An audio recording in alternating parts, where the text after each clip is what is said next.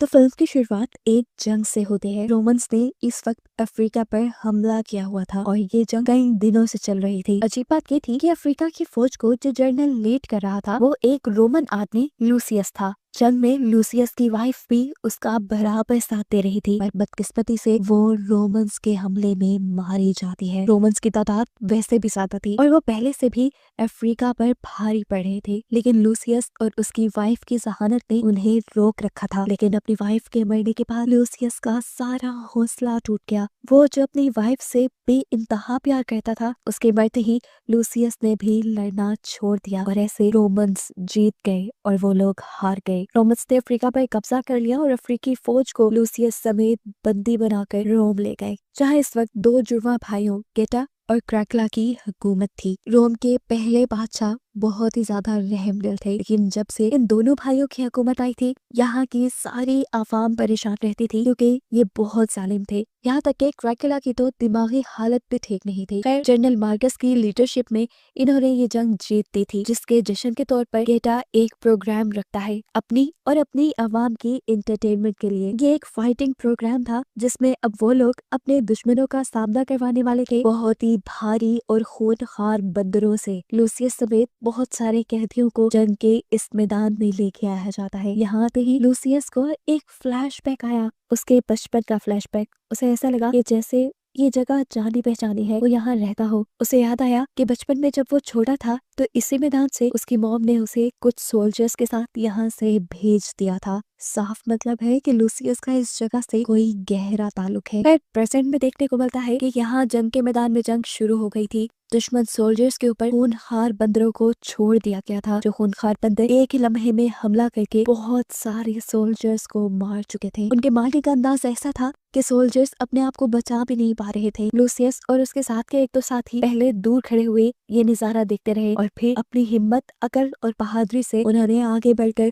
उन बंदरों का मुकाबला किया। पीछे से उनके ऊपर हमला करते हुए उनको काबू करके आखिर ये लोग उन्हें मारने में कामयाब हो ही गए। यहाँ हम नोटिस करते हैं कि लूसियस को लड़ते हुए रोम के एक्स जनरल मैक्रिनस बहुत ही गौर से देख रहे थे और इस गेम प्रोग्राम के खत्म होते ही वो लूसियस को अपने पास भी बुलाते हैं। वो लूसियस से मिलते ही पहले उसकी तारीफ करते हैं, उसकी लड़ाई और हौसले की। वो उससे कहते हैं, मैंने तुम्हारी ताकत देखी है और उसे देखते हुए मैं ये चाहता हूँ कि तुम मेरे लिए लड़ो, मेरे ग्लैडिएटर बन जाओ, जिसके बदले में मैं तुम्हें एक बहुत ही अच्छी शानदार जिंदगी दूंगा। वरना तुम जानते तो हो कि यहाँ कैदियों के साथ क्या सलूक किया जाता है। ऑफर जनरल मैक्रिनस की बुरी नहीं थी, लेकिन इस ऑफर को सुनते ही लूसियस हंसने लगा। जनरल सवालिया नजरों से उसे देख रहे थे। तब लूसियस ने कहा, मैं यहाँ किसी और मकसद से नहीं आया, मैं यहाँ आया हूँ तो आपके जनरल मार्कस की मौत के लिए। मुझे उसका सर चाहिए क्योंकि उसने मेरी बीवी को मारा है। ये सुनते ही जनरल उसे कहते हैं, तुम्हारा काम मेरे जिम्मे, तुम्हें मार्कस का कटा हुआ सर मिल जाएगा, लेकिन इसके बदले तुम मेरी बात मानोगे। सीन कट होकर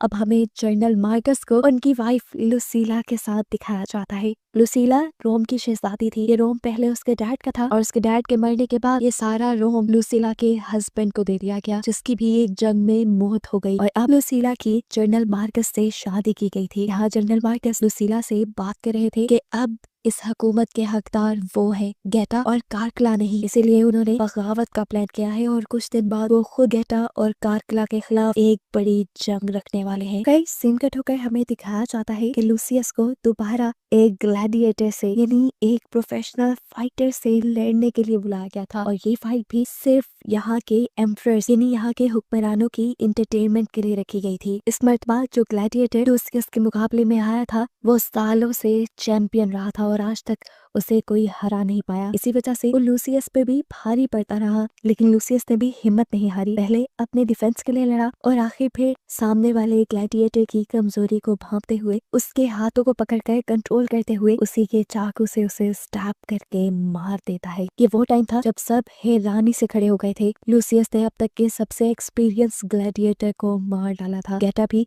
इस टाइम लूसियस से इम्प्रेस होकर उसकी तारीफें करने लग जाता है। गेटा की तारीफ के जवाब में लूसियस ने यहाँ उसे एक पोइम कही। ये पोइम बचपन में उसे उसकी मॉम ने सुनाई थी और ये रोमन लैंग्वेज में थी। सभी इस पोइम को सुनकर हैरान हो गए और फौरन जनरल मार्कस भी आ गए यहाँ से लूसियस को ले गए। जेल में जाने के बाद उन्होंने लूसियस से सवाल किया, आखिर तुम कहाँ से हो, तुम पैदा कहाँ पे हुए थे? क्योंकि अब ये पोएम सुनने के बाद उन्हें भी शक होने लगा था कि कहीं ये लुसीला का बेटा तो नहीं। लेकिन मैक्रिनस के 100 मरतबा पूछने पर भी लूसियस इस बात को साफ नहीं बताता। सीन कट होकर अब हमें जनरल मार्कस को दिखाया जाता है जो अपनी बगावत की तैयारी कर रहे थे। इस वक्त यहाँ के सेनेटर, बहुत सारे हुकूमत के जासूस और खास लोग भी जनरल मार्कस का साथ देने को इसलिए तैयार हैं क्योंकि वो यहाँ के एम्परर यानी बादशाह गैटा की ज्यादतियों से तंग आ चुके हैं। जनरल मार्कस इन सबको बताते हैं कि उन्होंने अपनी खास एक फौज बनाई है जिसमें लगभग 5000 आदमी हैं और वो उसी फौज के जरिए इस महल के ऊपर हमला करवाएंगे। अब अगला दिन आ जाता है और हम देखते हैं कि गैटा ने एक और ग्लैडिएटर के साथ लड़ाई रख ली थी, वो भी लूसियस और उसके आदमियों के लिए। इस मर्तबा ग्लैडिएटर था एक राइनोसोर और उसको रोमन सोल्जर ही कंट्रोल कर रहा था। अगर कोई राइनोसोर के हाथों बच जाता तो ये सोल्जर कोड़े मार के उस आदमी को खत्म कर देता। ये लड़ाई इतनी खतरनाक थी कि इस मैदान से किसी भी कैदी का बचकर जाना नामुमकिन था। लड़ाई शुरू हो जाती है। लूसियस से पहले उसके कई साथी कैदी को इन राइनोसोर्स के मुकाबले में लाया जाता है जिनको राइनोसोर अपनी एक एक टक्कर की वार से ही मार चुका था। और अब फाइनली बारी आई थी लूसियस की। लूसियस ज़हीन था। वो राइनोसोर के पहले हमले से तो साइड पे हटकर अपनी जान बचाता है और दूसरी मर्तबा जब राइनोसोर हमला करने के लिए लूसियस के करीब आया तो उसने मैदान से मिट्टी उठाकर उसे हवा में ऐसा उड़ाया कि राइनोसोर को वो नजर ही ना आए। ये करते ही वो दीवार की तरफ मुड़ गया और राइनोसोर ने जैसे ही उसे देखकर उसके ऊपर हमला करने की कोशिश की तो एक और मर्तबा लूसियस वहां से हट गया और ऐसे राइनोसोर का सींग दीवार में धंस गया। अब क्योंकि राइनोसोर से वो बच चुका था इसीलिए राइनोसोर के ऊपर बैठा सोल्जर लूसियस से लड़ने के लिए नीचे उतरा और ये ग्लैडिएटर पहले ग्लैडिएटर से भी कई ज्यादा ताकतवर और एक्सपीरियंस था। उसकी मूव्स भी लूसियस को समझ नहीं आ रही थी। लूसियस अपने आप को बचाने की तो भरपूर कोशिश करता है लेकिन वो इस दौरान कोई भी हमला सामने वाले ग्लैडिएटर पर नहीं कर पा रहा था। इससे पहले कि लूसियस अपनी कोई चाल चलता उससे पहले ही सामने वाला ग्लैडिएटर लूसियस के ऊपर हमला करके उसे नीचे गिरा देता है। यहाँ लड़ाई खत्म हो चुकी थी। वो ग्लैडिएटर लूसियस को जान से मारने वाला था लेकिन तभी गैटा ने एक इशारा करके ये लड़ाई रुकवा दी क्योंकि वो लूसियस को एक और मौका देना चाहता था। उसे लूसियस का टैलेंट पसंद आया था। लूसियस को मौका देते हुए गैटा ने वही पोइम पढ़ी थी जो पिछली गेम में जीतने के बाद लूसियस ने उसके लिए कही थी। गैटा के मुंह से ये पोइम सुनकर लुसीला को बहुत सारी पुरानी बातें याद आई। ये पोइम उसे सुनी सुनी लग रही थी लेकिन उसने ये कहाँ सुनी थी, कहाँ पढ़ी थी, उसे याद नहीं आ रहा था। कमरे में जाके भी वो इसी सोच में, इसी कश्मकश में पड़ी रही और आखिर उसे याद आ ही गया कि जब अपने हस्बैंड के मरने के बाद वो लूसियस यानी अपने बेटे को दूसरे सोल्जर्स के साथ यहाँ से भेज रही थी तो तब उसने अपने बेटे से ये पोइम कही थी। ये देखकर लुसीला समझ गई कि लूसियस कोई और नहीं बल्कि उसका सगा बेटा है। यहाँ फ्लैशबैक में हमें दिखाया जाता है कि आखिर क्यों लुसीला ने लूसियस को अपने से इतना दूर भेज दिया था। लूसियस के जब डैड एक जंग में मरे थे तो उस टाइम लूसियस की उम्र बहुत छोटी थी और कानून के मुताबिक अगला बादशाह लूसियस ही होने वाला था लेकिन उसकी छोटी उम्र की वजह से कोई भी उसे मारकर ये तख्त ले सकता था। अपने बेटे की जान बचाने के लिए तब लुसीला ने बहुत बड़ा फैसला किया और अपने बेटे को यहाँ से बहुत दूर भेज दिया। लुसीला अब और देर ये तख्त, ये हुकूमत किसी और के पास नहीं देख सकती थी। उसने फैसला किया कि वो आज रात ही जाकर ये सारी सच्चाई लूसियस को बता देगी। जेल में आते ही लुसीला ने लूसियस से पहले माफी मांगी क्योंकि उसने अपने बेटे को अपने से बहुत दूर कर दिया था और यही वजह थी कि वो अब तक अपने बेटे को पहचान भी नहीं पाई थी। उसके बाद लुसीला ने उसे बताया कि मैं तुम्हें अपने से दूर नहीं करना चाहती थी लेकिन उस वक्त मेरी मजबूरी बन गई थी। तुम्हारे डैड के मरने के बाद तुम्हारी जान के दुश्मन बहुत से लोग बन गए थे और उन सब लोगों से बचाने के लिए मैंने तुम्हें इतना दूर भेज दिया। तुम मेरे सगे बेटे हो, इस जगह के असली वारिस और असली हुक्मरान। लूसीला तो और भी बहुत कुछ कहना चाहती थी लेकिन लूसियस गुस्से में था। न जाने क्या बातें उसके दिमाग में चल रही थी, क्या कुछ उसे तंग कर रहा था, इसलिए उसने लूसीला को डांट कर यहाँ से भेज दिया। अब सीन कट होकर हमें अगला दिन दिखाया गया जहाँ दोबारा से लूसियस को एक और जंग में लड़ना था। ये लड़ाई पहले से कहीं ज्यादा खतरनाक थी। ये लड़ाई एक जहाज पे होनी थी जो जहाज एक ऐसे पानी में था जिस पानी के अंदर खुले भूखे शार्क छोड़े गए थे। अगर लूसियस हार जाता तो उसे पानी में फेंक दिया जाता और अगर वो लड़ते लड़ते खुद अपना बैलेंस खराब करके पानी में गिर जाता तो शार्क्स उसे खा लेती। इस मर्तबा भी वो बहादुरी से लड़ता है और अपने सामने वाले ग्लैडिएटर को मारकर वो एक तीर दोबारा उठाता है और जनरल मार्कस की तरफ फेंकता है। उसने ये वार इसलिए किया था क्योंकि जनरल मार्कस ने उसकी बीवी को मारा था और वो यहाँ पर सिर्फ जनरल मार्कस को मारने के लिए ही आया था। यहाँ पर देखकर लूसियस का निशाना चूक गया और तीर लगा गेटा की कुर्सी पर। मरा तो कोई भी नहीं, लेकिन जनरल मार्कस अपनी सिक्योरिटी के चलते यहाँ से उठ गए। वो अपने कमरे में गए तो हमने देखा वो अभी भी अपनी जंग की तैयारी में लगे हुए हैं। तब लूसीला उनके पास आई और उन्होंने सबसे बड़ी खबर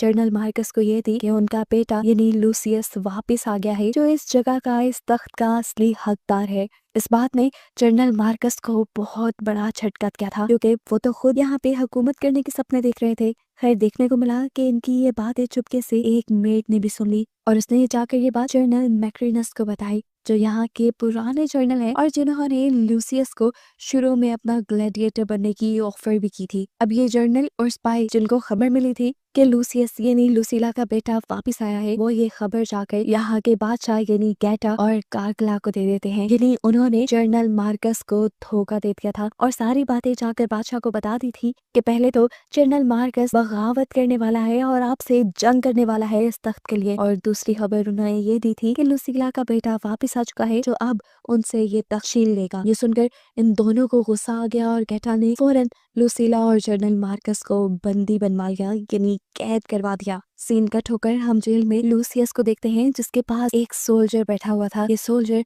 उसे यहाँ की पुरानी कहानियां बता रहा था, यहाँ के पुराने ग्लैडिएटर्स और यहाँ के पुराने हुक्मरानों की कहानियां, जिसमें उसके डैड का नाम भी था मैक्सिमस। लूसियस इस आदमी के जरिए अपने डैड के बारे में और भी बहुत कुछ जानने की कोशिश करता है और यह आदमी उसे उसके डैड के बारे में बताते हुए एक ऐसी जगह पर ले जाते हैं जहाँ पर उसके डैड का आर्मर और उनकी तलवारें रखी हुई थी, जिन्हें देखकर लूसियस को काफी सारे अपने बचपन के फ्लैशबैक्स याद आए थे और उसे यकीन आ गया था कि लूसीला झूठ नहीं बोल रही, वो खुद मैक्सिमस और लूसीला का बेटा है। खैर, अगले दिन दिखाया जाता है कि बादशाह गेटा ने दोबारा एक और जंग रखती है। वही जंग, वही फाइटिंग प्रोग्राम जो हर रोज वो एंटरटेनमेंट के लिए रखते हैं, और इस मर्तबा उसने लड़ने के लिए बुलाया है अपने कैदी को, नए कैदी को, जो कि और कोई नहीं बल्कि जनरल मार्कस ही है। जनरल मार्कस एक बहुत ही पुराने ग्लैडिएटर थे, एक बहुत ही पुराने फाइटर थे, जिनके आगे किसी का भी टिक पाना नामुमकिन था। उनके सामने यहाँ जितने भी ग्लैडिएटर भेजे जाते हैं, जनरल मार्कस बड़ी ही आराम से उनका मुकाबला करके उन्हें हराने में कामयाब हो जाते हैं। इसके बाद यहाँ पर बुलाया जाता है लूसियस को, वो भी गेटा के कहने पर। इस टाइम अब जनरल मार्कस और लूसियस के दरमियान में लड़ाई चल रही थी। लूसियस का तो मकसद था जनरल मार्कस को मारकर अपनी वाइफ का बदला लेना, लेकिन यहाँ लड़ते हुए जनरल मार्कस ने ही अपनी तलवार नीचे गिरा दी और लूसियस के सामने अपने आप को सरेंडर कर दिया, ये कहते हुए कि लूसियस, मैं तुम्हें जानता हूँ, तुम यहाँ के अगले सच्चे हुक्मरान हो। उसको इस तरह नीचे बैठा हुआ देखकर गेटा दूर से उठा और उसने लूसियस को हुक्म दिया कि वो जनरल मार्कस को मार दे, लेकिन लूसियस ने इस वक्त जनरल मार्कस को मारना ठीक नहीं समझा, क्योंकि उसके सामने वाला इस वक्त मुकाबला नहीं कर रहा था, बल्कि तलवार फेंककर नीचे बैठा हुआ था। गेटा ने जब देखा कि लूसियस ने उसकी बात ना मानते हुए जनरल मार्कस को नहीं मारा, तो वो अपने सोल्जर को जनरल मार्कस को मारने का हुक्म दे देता है और सभी सोल्जर धड़ाधड़ उसके ऊपर तीर बरसाकर उसकी जान ले लेते हैं। ये देखकर लूसियस को एक बहुत बड़ा झटका लगा। उसे दुख तो हुआ था जनरल मार्कस की मौत का, लेकिन उसने इस मौत को सियासत की तरह अपने लिए इस्तेमाल किया और सारी आवाम से चिल्ला के कहा, देखो ये बादशाह ने क्या करवाया, यहाँ के सबसे महान जनरल को मरवा दिया, जो सालों तक तुम्हारे बादशाह के लिए, तुम्हारे लिए लड़ते रहे। अगर इतने महान इंसान की जान की कीमत यहाँ कुछ नहीं, तो देख लो इस बादशाह के लिए तुम्हारी जानों की कीमत क्या है। एक दिन वो तुम सबको भी मरवा देंगे। ये सुनकर यहाँ अवाम को भी गुस्सा आ गया और वो भी अपने बादशाह यानी गेटा के खिलाफ हो गए। देखते ही देखते ये मुहिम इतनी ज्यादा बढ़ गई कि लोग रातों में भी सड़कों पे निकल आए धरने देने के लिए और गेटा को हुकूमत से उतारने के लिए। इस दौरान जब पूरे शहर में दंगे और फसाद हो रहे थे, जनरल मैक्रिनस ने अंदर एक और फसाद करवाया और जाकर बादशाह कार्कला, जो कि बादशाह गेटा का भाई था, उससे कहा कि गेटा कभी भी आपको बादशाह नहीं बनने देगा। वो हमेशा यहाँ पूरे रोम पे अपनी ही हुकूमत रखना चाहता है और अपनी ही हुकूमत रखेगा। देख लीजिएगा आप लोग। कार्कला, जो दिमागी तौर पे थोड़ा कमजोर था, वो जनरल मैक्रिनस की बातों में आ गया और उसने जाकर गुस्से में गेटा के ऊपर हमला कर दिया। हमला क्या किया, उसने तो तलवार से गेटा का सर ही धड़ से अलग करके उसे मार डाला। और इस सारी चीज से अनजान लूसीला इस टाइम लूसियस से मिलने के लिए जेल में आई हुई थी। उसके हाथ में उसके डैड की एक अंगूठी थी, बादशाह की अंगूठी, जो यहाँ की असली तख्त नशीन को मिलनी थी। वही अंगूठी लूसियस को देकर कहती है कि अब इसके हकदार तुम खुद हो। ये देखकर लूसियस कुछ नहीं कहता और चुप करके वो अंगूठी ले लेता है। इस टाइम की आंखों में एक अजीब सा पछतावा था। उसने हाथ पकड़ के अपनी मॉम यानी लुसीला को देखा और उससे कहा, मुझे माफ करना मॉम, मैं जनरल मार्कस को तो नहीं बचा पाया, लेकिन अब मैं आपको बचाऊंगा, मैं आपको खोना नहीं चाहता। ये कहकर उसने फौरन अपनी माँ लुसीला को गले लगा लिया और इन दोनों के दरमियान सारी नाराजगी खत्म हो गई। खैर, अब अगले दिन दिखाया जाता है कि बादशाह कारकिला अपनी हुकूमत का ऐलान कर रहा था और सबको ये बता रहा था कि गेटा मर चुका है और अब यहाँ का नया बादशाह मैं खुद यानी कारकिला हूँ। सभी इससे पहले कि उसके इस फैसले पे कोई रिएक्शन देते, जनरल मैक्रिनीज यहाँ गेटा का सर लिए पहुंच जाते हैं और सब लोगों को बताते हैं कि अपने भाई यानी गेटा का कत्ल खुद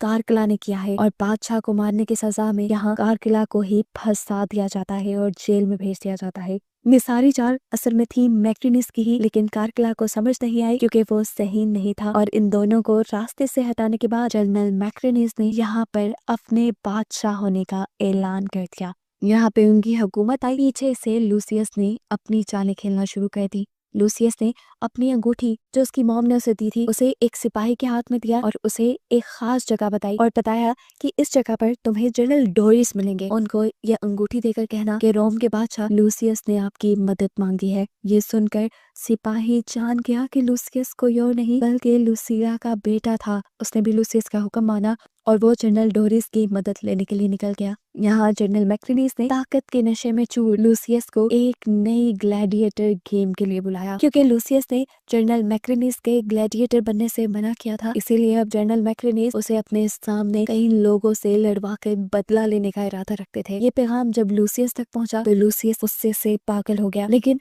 उसने यहाँ ज्यादा रिएक्शन नहीं दिया। जेल की चाबी उसने पहले ही सिपाही से ले ली थी। मौका देखते ही वो जेल तोड़कर बाहर आ गया और उसने यहाँ के सिपाहियों के ऊपर हमला कर दिया। वो यहाँ से आजाद होकर भाग चुका था क्योंकि उसे जाकर जनरल डोरिस की फौज के साथ मिलना था और आकर यहाँ जनरल मैक्रिनिस के ऊपर यानी रोम के ऊपर हमला करना था, अपनी हुकूमत अपना हक लेने के लिए। इस बात को ज्यादा देर नहीं लगती और ये खबर जनरल मैक्रिनिस तक भी पहुंच जाती है कि जनरल डोरिस अपनी पूरी फौज के साथ यहाँ हमला करने के लिए आ रही है। ये देखकर उन्होंने भी ये जो प्रोग्राम सेट किया हुआ था उस प्रोग्राम से उन्हें उठना पड़ा और जंग के लिए तैयार होना पड़ा। कुछ देर बाद हमें एक जंग का माहौल दिखाया गया जहाँ आमने सामने दो फौजें थी। एक रोमन फौज जिन्हें जनरल मैक्रिनिस लीड कर रहे थे और दूसरी फौज जिसे लूसियस और जनरल डोरिस लीड कर रहे थे। हालांकि लूसियस और जनरल डोरिस की फौज कम थी लेकिन इनकी बहादुरी और जुर्रत बहुत ज्यादा थी। ये फौजें आपस में लड़ने लग जाते हैं। अब यहाँ जहाँ दो फौजें लड़ रही थी वहीं पर जनरल मैक्रिनिस और लूसियस भी आमने सामने आ गए और लूसियस ने उनसे कहा कि मैं रोम को तुम जैसे लोगों से बचाने के लिए लड़ रहा हूँ। ये कहते ही इनके दरमियान फाइट शुरू हो गई। फाइट इनकी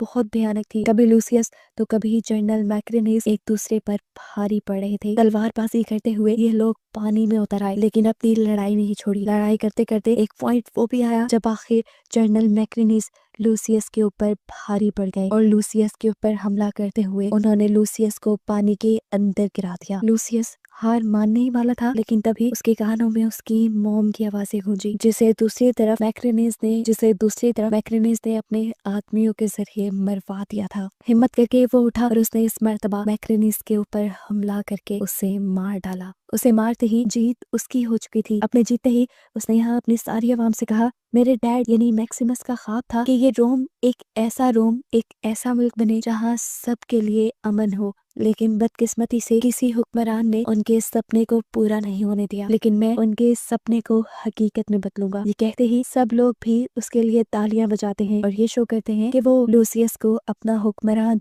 अपना बादशाह मान चुके हैं। आखिर तक उसके असली हकदार को मिल जाता है और बस यही दिखाते हुए ये कहानी यहाँ खत्म हो जाती है।